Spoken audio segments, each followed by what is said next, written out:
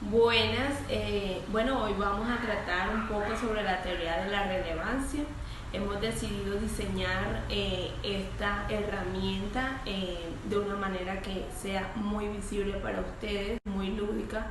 Espero que les guste. También trataremos algunos representantes que influyeron bastante sobre esta teoría.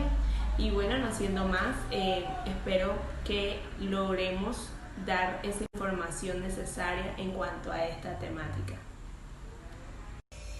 Bueno, hablamos acerca de Susan Wilson, quien es nacida en 1941, es una lingüística y científica británica.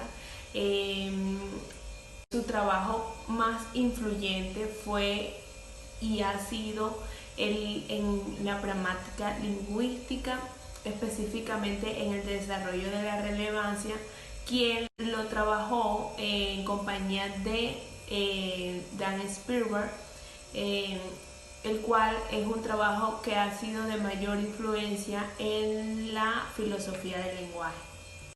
Bueno, vamos a hablar un poco sobre Dan Spielberg. Este señor nace el 20 de junio de 1942. Es un científico social y cognitivo francés. Su trabajo más influyente fue en los campos de la antropología cognitiva y la pragmática lingüística. Este señor trabajó en compañía de la psicóloga británica Deirdre Wilson, quien juntos hicieron todo sobre la teoría de la relevancia. Spielberg no solo influyó bastante en la teoría de la relevancia, sino que fue uno de los primeros defensores de la antropología estructural. Ya teniendo claro cuáles son los representantes de esta teoría, es necesario partir reconociendo que la teoría de la relevancia puede entenderse como ese intento de profundizar en una de las tesis fundamentales de Grace, en la cual nos dice que una característica esencial de la mayor parte de la comunicación humana es la expresión y el reconocimiento de las intenciones. Es por esto que esa tesis central, ese supuesto mayor de la teoría de la relevancia, es que en todo acto comunicativo se deben elegir los estímulos más relevantes para que se puedan hacer bien las inferencias. Entonces, para poder entender esta tesis y para poder entender esta teoría en general, es necesario partir de unos conceptos claves que una vez los entendamos, vamos a entender la teoría como tal. Por un lado, entonces encontramos la comunicación ostensiva, en donde vemos que se pasa a un modelo de interpretaciones, y esto hace que haya un cambio de paradigma. Y por otro lado, entonces encontramos la relevancia óptima, en donde vemos que yo como comunicador debo elegir los mejores estímulos, las señales más relevantes para que el otro, para que ese oyente pueda entender y pueda así darse cuenta de mi intención, de lo que yo le estoy queriendo comunicar. Bueno, como les mencionaba, esta teoría permite que haya un cambio de paradigma en donde se pasa de un modelo de codificación y de decodificación de mensajes al modelo de producción e interpretación de pruebas, que es el modelo ostensivo inferencial, en donde encontramos que ese modelo ostensivo inferencial es una teoría cognitiva de la comunicación humana, puesto que la interpretación de los enunciados se realiza mediante un proceso cognitivo. Y es que vemos que los hablantes poseen un mecanismo cognitivo inherente, que hace parte de nosotros, que nos permite elaborar hipótesis y nos permite realizar inferencias de entre todas esas posibles interpretaciones que un enunciado puede producir en un contexto dado, en un contexto conversacional dado. Nosotros, gracias a ese mecanismo, podemos hacer inferencias de lo que se nos está comunicando. Humana, encontramos dos entes fundamentales, que por un lado está el hablante comunicador y por el otro el oyente interlocutor, que simplemente ese hablante comunicador es el que va a proporcionar el estímulo, el que va a proporcionar esas pruebas y esas evidencias, y que sea, ya sea lingüística o no lingüística. Y la característica principal de este hablante comunicador es el hecho de que tiene que ser relevante. Por el otro lado, entonces encontramos ese oyente interlocutor que a la vez lleva a cabo dos procesos, ese proceso mental gramatical y ese proceso mental pragmático, en donde ese proceso gramatical es simplemente ese proceso de decodificación semántica, ese proceso literal de la enunciación, reconoce simplemente el significado lingüístico del enunciado. Pero por el otro lado, entonces está ese proceso pragmático, en donde se ve ya ese proceso inferencial, esa interpretación de ese supuesto comunicado de forma no explícita, que es donde ya vemos esa implicatura del enunciado. Y aquí se reconoce ese significado del hablante.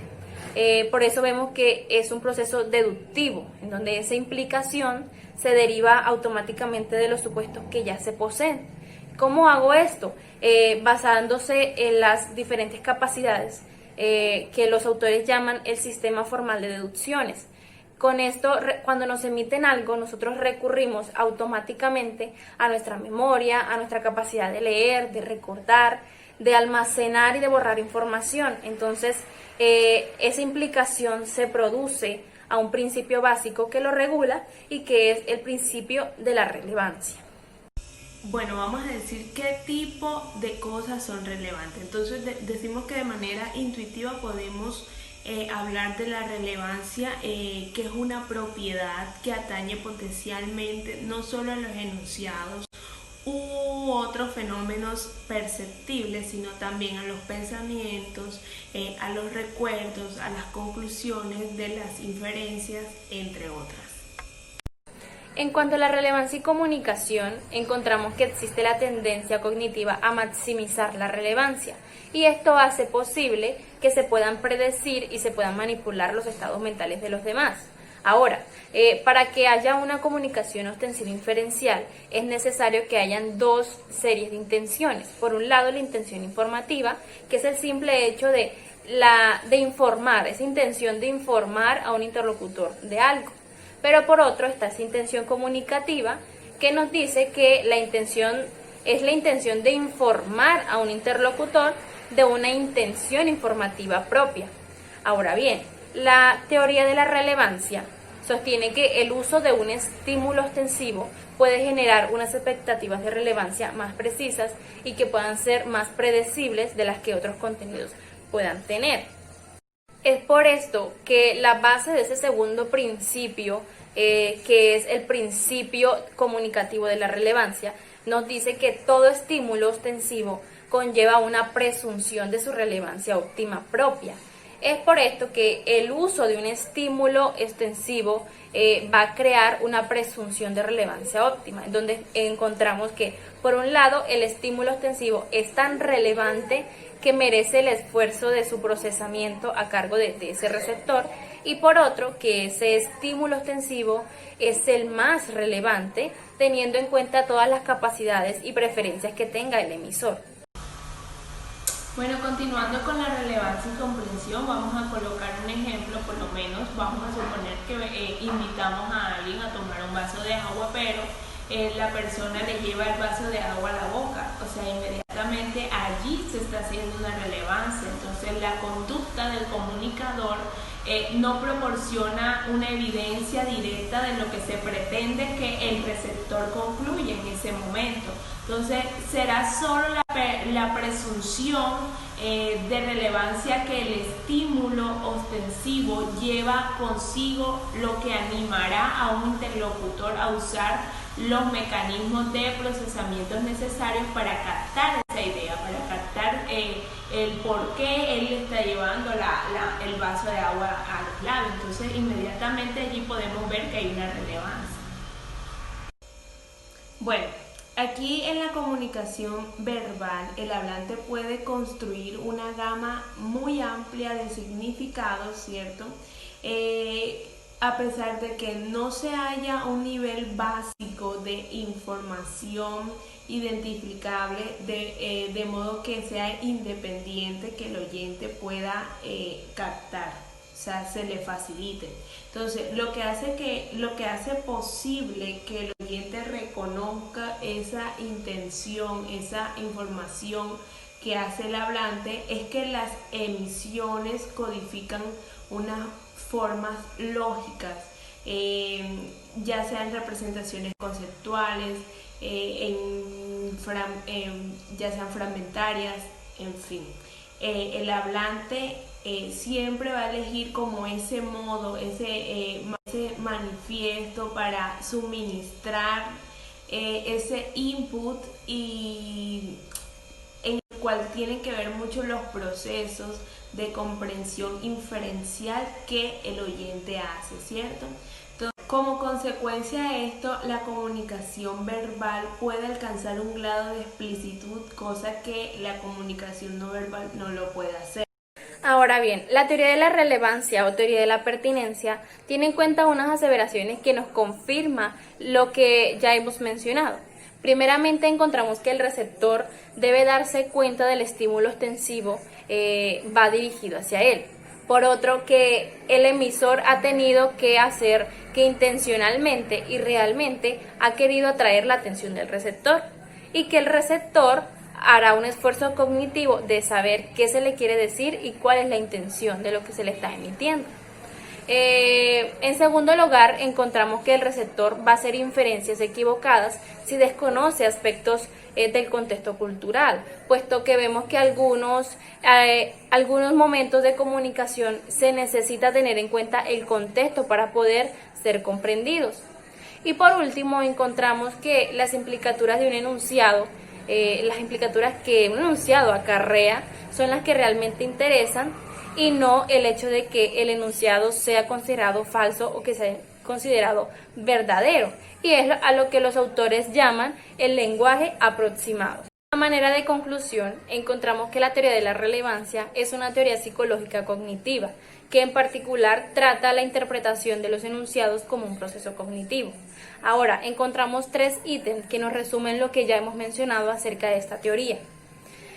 Primeramente, encontramos que en cuanto a ese principio cognitivo de la relevancia, vemos que nos permite realizar unas predicciones verificables, en donde hacemos uso de unos mecanismos cognitivos en los cuales encontramos la percepción, la memoria, la inferencia, etc. Entonces, esos mecanismos contribuyen a una mayor distribución de esos recursos cognitivos ante unos contenidos potencialmente relevantes para nosotros. Teniendo en cuenta ese segundo ítem que tiene que ver con el principio comunicativo de relevancia, encontramos que cuando este se combina con descripciones de tipos específicos de actos comunicativos y de sus propiedades correspondientes, entonces ese principio comunicativo posibilita las predicciones más precisas, y que algunas de las cuales pues han sido comprobadas empíricamente. Para finalizar, entonces encontramos ese tercer ítem, el cual nos habla de que la teoría de la relevancia no proporciona una medida absoluta de ese esfuerzo mental o de ese efecto cognitivo, y tampoco asume que tal medida sea algo accesible a todas las tareas espontáneas que tiene nuestra mente y que lleva a cabo. Lo que sí asume es que la relevancia efectiva o esa relevancia esperada de dos contenidos puede a menudo compararse. Entonces, esas posibilidades de comparación ayudan a los sujetos a distribuir las tareas de sus mecanismos cognitivos, y a los comunicadores el poder predecir y poder influir en esos procesos cognitivos de los demás. Ahora, teniendo en cuenta lo mencionado anteriormente, a continuación encontrarás un link donde podrás realizar un pequeño cuestionario que hará poner a prueba tus conocimientos adquiridos el día de hoy. Te deseo mucha suerte.